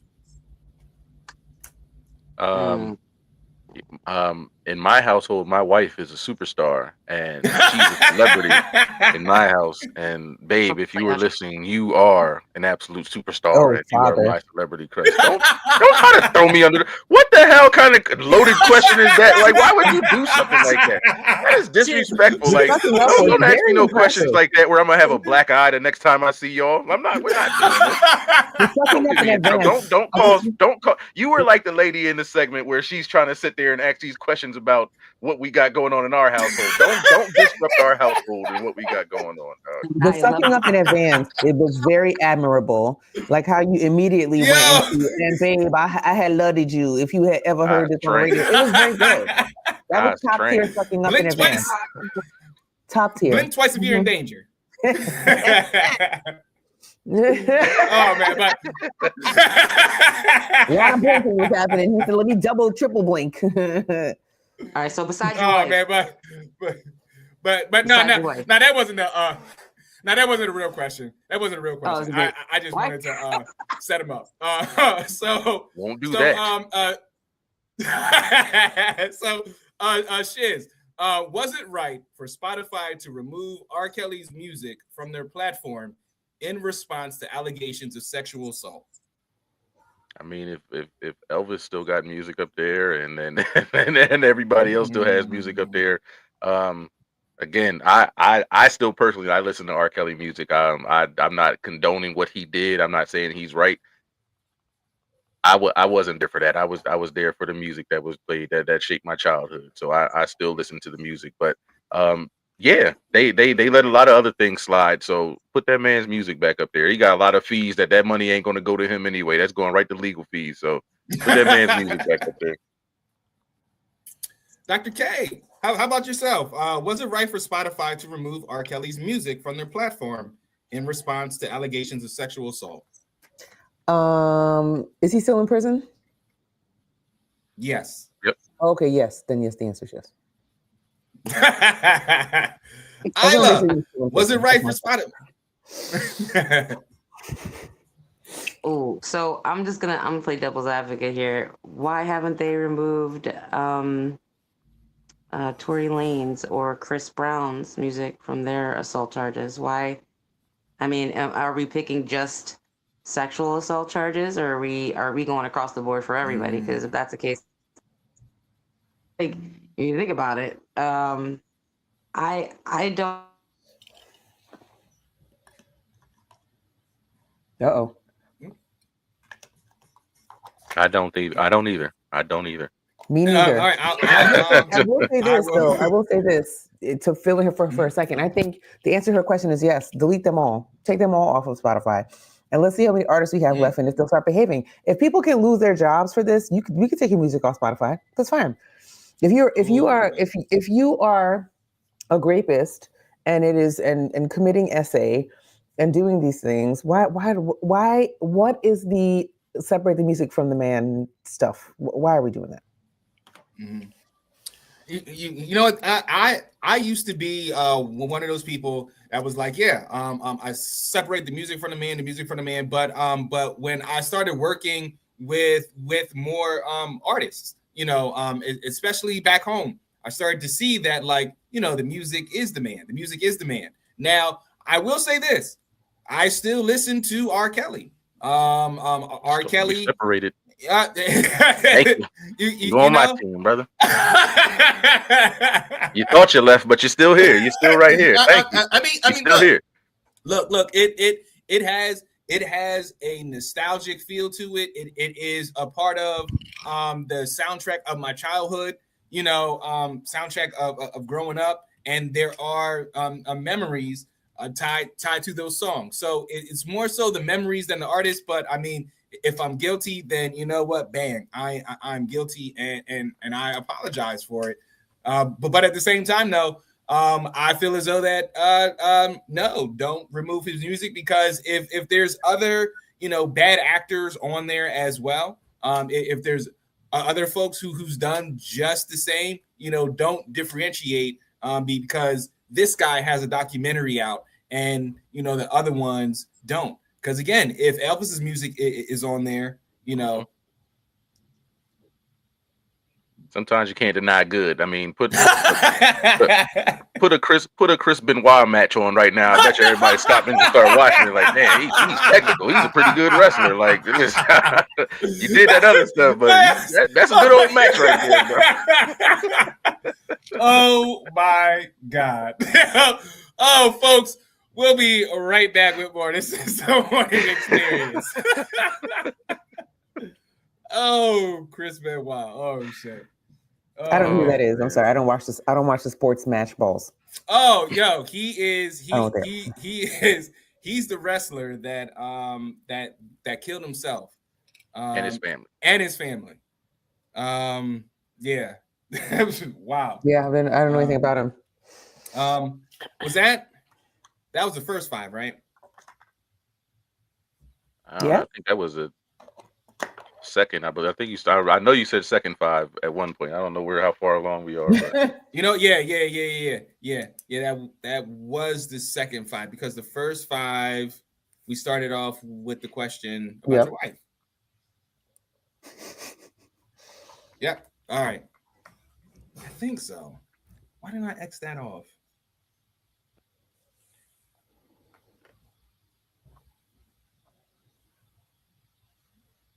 Yeah. All right. All right. So we have, look at this.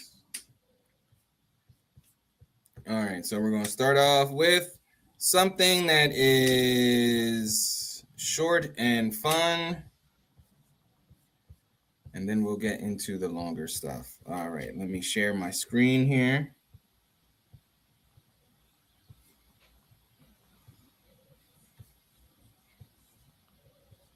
All right. And in 3, 2, 1. This is the Morning Experience, and this is our newest segment that is just taking over the land. Look at this, where we look at stories and videos from across the internet, and we look at it. So, team, look at this.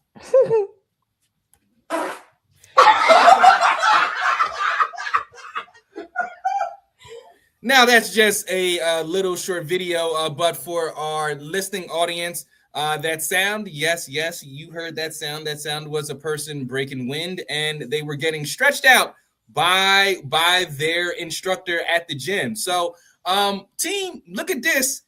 Dr. K, did this ever happen to you or around you when you were working out?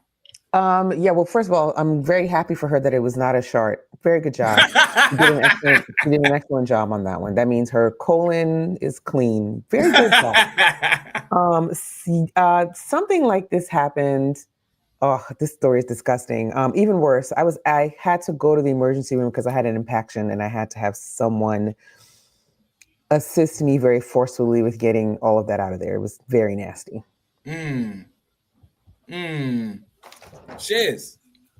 That part sounded a little wet. We should all check up on that. That was like it was a little bit moist coming out of it. But listen, you press down on me, that's what's going to happen. This happens to me when I just get up. I don't even have to have anybody press on me. I just get up. That's what it is. So no shame. Keep it pushing. Literally. So team, our second look at this comes from interesting source. So team, look at this. Cheater!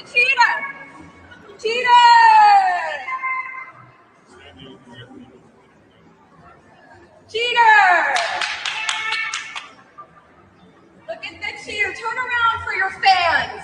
He had a 2-year affair while I had his second baby. We intentionally had a second baby, and he was having an affair the whole time. I almost died in the hospital with his baby, and he was having an affair, you guys. An affair! Feel free. Dr. K, this is some serious stuff here. I don't like things like this because it always makes a woman look crazy no matter what. Like, whenever this thing starts happening where you want to publicly shame the guy, just leave him. Just leave him. Leave him there to fend for himself. Leave him. But did you die? Leave him. Leave him and make him pay child support for the next 18 years. Oh, how many? 2 babies? Yeah, that many. Just put him through the ringer. Yeah.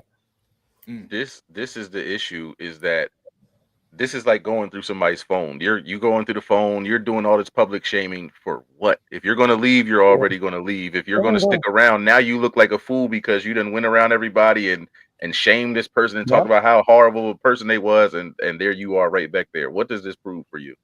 This is making you look more stupid than anything. Go ahead and leave. Just leave him and take his money. Just go. Drain his bank account. That's way more fulfilling. What is embarrassing him going to do? Take his money. Period. and for our radio audience here, this woman is with her husband in a mall. He has a sign on him that says that I had an affair for 2 years, and she is going in.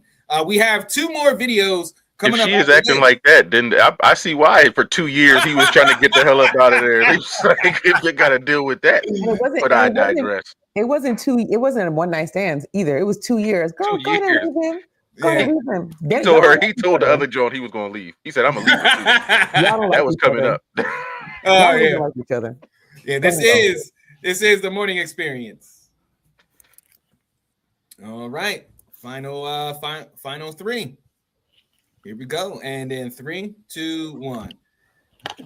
And we are looking at this, where we are looking at videos across the internet, and we are dissecting them. So this one here, team, this was a very interesting one. You can really feel the passion coming from this young man. So, team, look at this.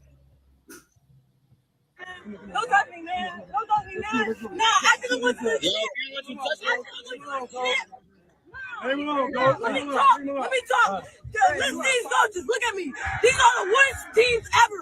Don't ever come back to this team. No. Everybody, don't come back. There's going to be no youth football team next year. No one come back. This has been the worst team, the worst experience I ever did. Players, this is not on you. This is not on you. Players, y'all did everything. Y'all gave your heart. Y'all did everything right. It was the coaches. The coaches. Shiz, this young brother is passionate. I feel like his dad was a coach. I feel like he got in the game every now and then now he's like, from what I'm getting, that they're in the championship and they lost the championship. The coaches aren't that trash. They got you to the championship. Look, express yourself how you feel, but this is what I mean. Like, listen, where's the team mom that would have snatched the young boy up back when I was playing football? Dr. K. He just missed his calling. He's obviously an activist. Obviously, he wants to be the next Martin Luther King. Go ahead, young baby. Get you into organizing school right now. You need to be out there in the front of the marches, talking on the podium. He just missed his little calling. That's all. He was Trump. He blamed everybody but himself. Everybody but himself. Little Trump. Oh, that is a coaching. That is a good point. That is a good point. I totally missed that, but that is a good point. He was trying to organize the team around us. Final. It's not on the players. It's not us. Well, nobody missed any passes at all today. Nobody got any penalties or nothing. It was just us. All right. Oh man, and then our final video, something that is along the same lines. Team, look at this. And I'm on this team, on that team. Ask you something real question though, because I am sick of it. I'm sick of hearing it. I hear y'all talking about blaming the game on somebody or this guy. I heard y'all kids doing it. Well, I'm better than so and so. Man, prove it then. Why you ain't prove it?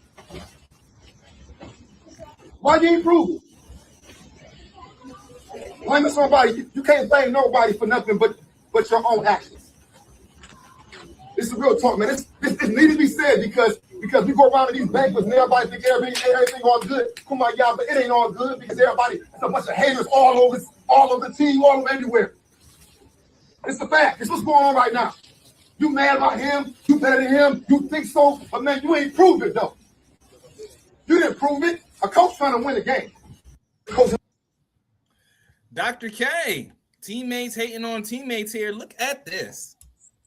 I think the coach was pretty right. Like I like to see a black man give these real talk to these kids. I love it. Got to say. And in contrast to the other video, I think he wouldn't have, if he was the coach in that video, that kid wouldn't have been up there talking crazy like that. I guarantee it. it. That's the exactly that was the perfect response to the other video. That was the perfect response. You know, everybody got all the mouth when we lose, or when we win, everybody's all cheerful, and then you want to point fingers when we lose. Everybody like, look, step up and show that what you contributed and how you contributed. That's a solid coach right there. That's what you need. Coaches and just X's and O's, coaches about life experiences and kind of shaping the person that you're going to be. So shout out to that coach. Yep. Yeah, folks, we will get back to the ratchetness next week with look at this. Wanted to give some positive insight and some positive feedback this week. This is the Morning Experience. All right, final minute, y'all, and then that's that. And in 3, 2, 1. This is Morning Experience. Want to thank you for joining us on this Tuesday. This might have been one of the lightest Tuesdays that we had in a while, Shiz. It was definitely needed after that Monday. That was for damn sure. We definitely needed that. Monday, for sure. But listen, thank y'all for tuning in. Happy Tuesday. Hey, tomorrow, like I said, it is good. It is getting cold outside. Our top 10, we are going to talk about the cold weather. So make sure you tune in tomorrow for the morning experience, y'all. Oh, dig it. Dr. K. Here we are. We have made it to the end of the show. This was fun. I like this one. Yes. Definitely a makeup for Monday because we were down and out. It was a roller coaster down. But we were up today and funny and inspirational. I kind of liked it. Yeah. It was a nice mix, a nice morning blend. Folks, on behalf of myself and our producer Isla, who had to dip out a little early this morning, we want to thank you for joining us this morning. And we also wanted to let you know to tell a friend to tune into the morning experience tomorrow. We'll see you on the other side. Boom. That was great. All right, y'all. All right. Yeah. I'll see y'all on Tuesday. Yes, sir. Yes, sir. Y'all be careful, everybody. All right. This link is the same link, so it won't be different. You Okay. You could add it to your invite. Okay. If you would like to do that. Yeah. Okay. All right. I'll do that. All right. Cool. All right. Peace, y'all. See ya.